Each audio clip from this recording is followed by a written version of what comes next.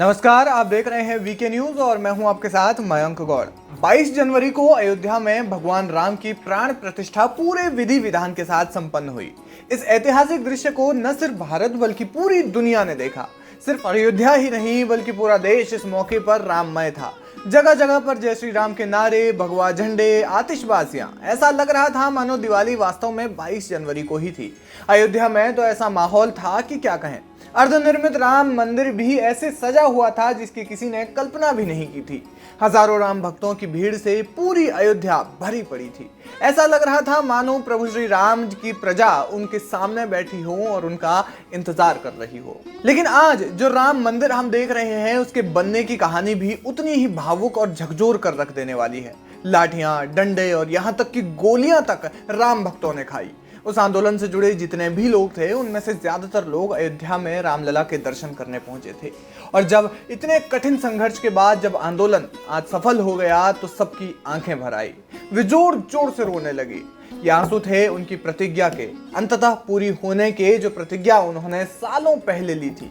ये आंसू थे उस संघर्ष के जिस संघर्ष को वे फलीभूत होते देख रहे थे।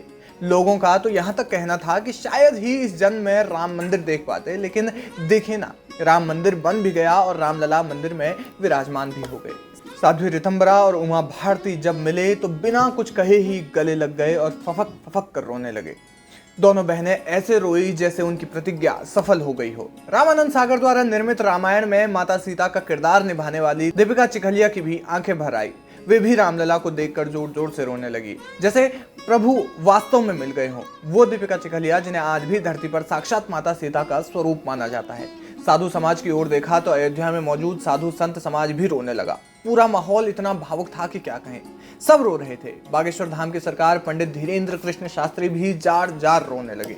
कुल मिलाकर सभी की आंखों में जो खुशी के आंसू थे उनका बखान शब्दों में नहीं किया जा सकता। जिस प्रकार पूरी अयोध्या में राममय होकर भक्त रो रहे थे, उनकी प्रभु श्री राम के लिए आस्था और प्रेम ही था कि किसी के भी आंसू नहीं रुके।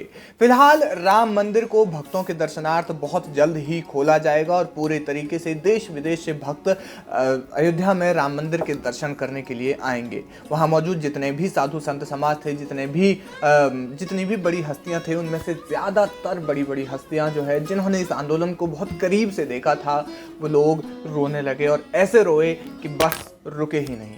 ऐसे रोए कि जैसे उनकी सालों की जो प्रतिज्ञा है, सालों की जो मेहनत है, सालों का जो सपना है, वो सपना पूरा हो गया है। इस पर आप क्या कहेंगे, हमें कमेंट करके जरूर बताएं।